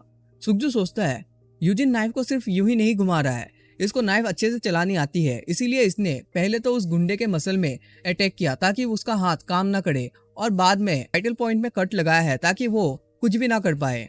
बॉस यूजिन से कहता है कहीं तुम एस्कॉर्ट टीम का मेंबर तो नहीं हो, लेकिन यूजिन उसे कुछ भी जवाब नहीं देता और बस घूरे जा रहा होता है। बॉस कहता है नहीं, ये एस्कॉर्ट टीम का मेंबर तो नहीं लग रहा, कुछ और ही बात है। जिस तरह से इसने नाइफ को यूज किया है देख के तो ऐसा लग रहा है ये कोई प्रोफेशनल है, लेकिन कोई बात नहीं, तुम एस्कॉर्ट टीम का मेंबर हो या ना हो, लेकिन तुम आज यहाँ मरने वाले हो। और ये कहकर वो बड़े स्पीड के साथ आगे बढ़ता है और यूजिन के ऊपर नाइफ से हमला करता है, लेकिन यूजिन नीचे झुक के उसके अटैक को डॉज कर लेता है। बॉस फिर से अपना नाइफ से दूसरा अटैक करता है, लेकिन यूजिन उसे भी ब्लॉक करते हुए अपने नाइफ बॉस के पेट पे स्टेप करने की कोशिश करता है, जिससे देख के बॉस काफी हैरान होता है और तुरंत ही अपने आप को यूजिन से दूर कर लेता है। पर बॉस रुकता नहीं है, तुरंत ही बड़े ही स्पीड के साथ यूजिन के ऊपर अटैक करने आता है, लेकिन यूजिन किडनैपर बॉस के हाथ को ब्लॉक करते हुए अपने नाइफ से बहुत सारे कट उसके हाथ पे लगा देता है। जिसके बाद बॉस फिर से अपना डिस्टेंस मेंटेन करता है और कहता है आखिर तुम हो कौन, और सोचता है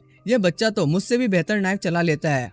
बॉस जब अपने हाथ को देखता है तो उसके हाथ पे बहुत सारे कट लगे हुए होते हैं, इसीलिए वो दूसरे हाथ पे नाइफ पकड़ लेता है और फिर से यूजिन के ऊपर अटैक करने आता है। लेकिन यूजिन इस बार उसके अटैक को डॉज करने के साथ उसके हाथ को भी पकड़ लेता है और अपने नाइफ से उसके पैर पे कट लगाते हुए उसे नीचे झुका लेता है और अपने घुटने से मारता है। जिसके बाद किडनैपर के बॉस के मुंह से खून निकलने लगता है और उसे देख के बॉस काफी गुस्सा होता है और गुस्से में वो अपना गन निकाल लेता है और कहता है चिमकांडी कहीं के, तुम अब मरोगे।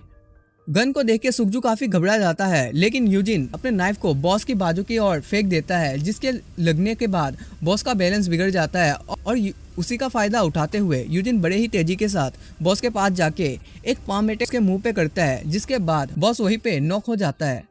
यूजिन को देख के यूना और सुक्जू काफी हैरान होते हैं। यूजिन भी चारों ओर एक बार देखता है ताकि कोई एनिमी अगर छुपा हो तो वो देख पाए।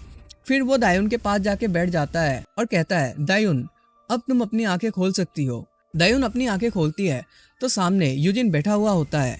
यूजिन कहता है चलो मैं तुम्हें यहाँ लेने आया हूँ, लेकिन दायुन यूजिन को देख के काफी परेशान होती है और वो कहती है ओप्पा तुम्हारे सर से तो खून निकल रहे हैं, क्या तुम ठीक हो। यूजिन दायुन की बात सुन के काफी हैरान होता है, क्योंकि हमेशा से उसे ऐसे ही लोग मिले हैं जो अपनी चिंता पहले करते हैं और दूसरों की नहीं, लेकिन दायुन अपनी चिंता किए बिना वो पहले यूजिन की चिंता कर रही थी। फिर यूजिन स्माइल करते हुए कहता है मैं ठीक हूँ, मुझे तो बस थोड़ा सा ही लगा है।